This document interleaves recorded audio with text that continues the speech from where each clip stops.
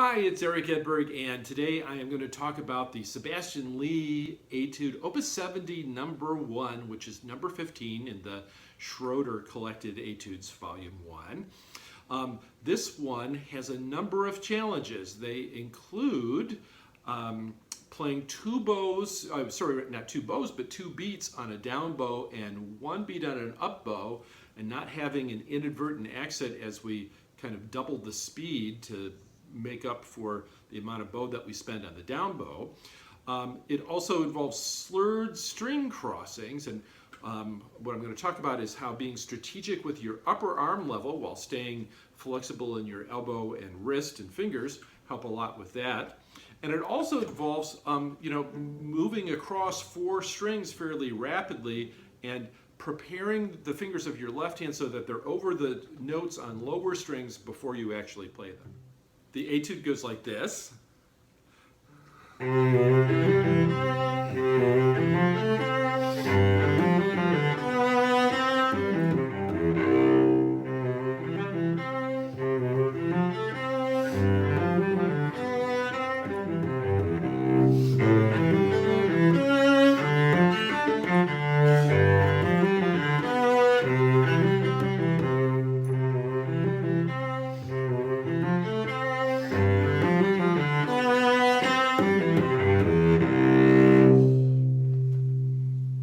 It's really pretty. I'm so glad to have been reintroduced to it.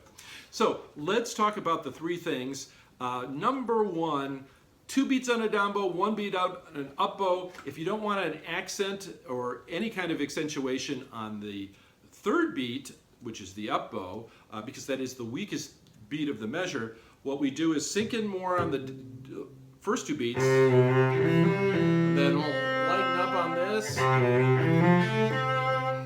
Every sound that we make on the cello is a function of the contact point, how much weight is going into the string, and our bow speed. So we can always change one ingredient or another in the mix, and sometimes just lightening the pressure helps.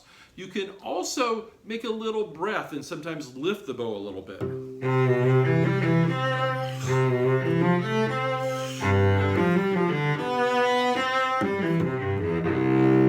On the first two, I lifted the bow a little bit. It's a little bit of a breath. You have the kind of illusion or feeling that the note continues even though that you've taken the bow off the string. That's okay, although it's good discipline to practice keeping the bow on the string. The third one, I did a purposeful crescendo because the B is a leading tone, and we've actually set up that's the G7 chord, so dominant seventh chord of the C major or tonic chord that's coming. So I like to have that sense of the B growing into the C. Now, the arm level is also important. When I first started playing pieces like this, I would be on the arm level for the string that I was playing, hopefully I was anyway, and then I kind of make it an abrupt change of motion, which would make an accent. Same, see how that happened also going to the up bow. So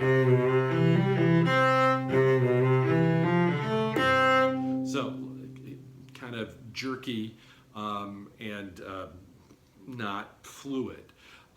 What I learned from teachers was that we can have the upper arm level anticipate the actual change of string, so that I'm playing on the G string, and instead of saying keeping my arm level on the G string level, you're bringing it up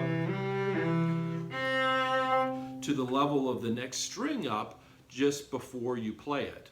And you do that in a kind of gradual process. That helps a lot, and you can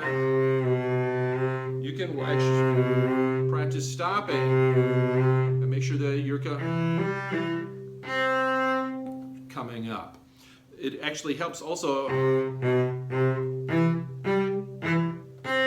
to stop on each note and make sure that the bow is making good contact with each note. Now, having done that for a long time, I have found when I only have a little bit of note, when I have 3 strings like this, and I only have a few notes on the lowest string, I actually just keep my upper arm level on the level for the upper 2 strings. So that's the A, D string level, so you see where my arm is here, and I'll just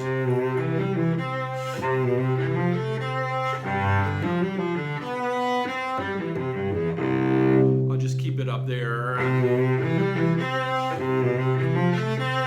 make sure that as I am playing on the low string, on the G string, I'm just leaning my arm weight on the index finger. So that helps a lot. Final thing, what we're doing with the left hand. This is what I used to do. I get to the C, I'd probably be squeezing a little bit, and that 4th finger would curl up in passages like this. And then it's really hard to get it back to the C. The other thing I might do, or that I see my students do sometimes, is that to get this A string note, maybe the elbow comes back and the 4th finger ends up out in space over to my left, over what would be the E string if we had a 5th string, or a B string if we had a 6th string. So we just need to keep the 4th finger over the D string if we can, or very close to it. And while we're playing the C with the 2nd finger, you even bring your arm level up a little bit to start moving that finger so it's over the G string before you play that note.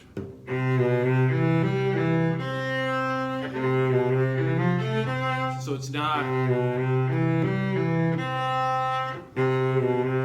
with the big lunging motion. So I'm keeping my arm actually higher than I would if I was just playing the A on the A string.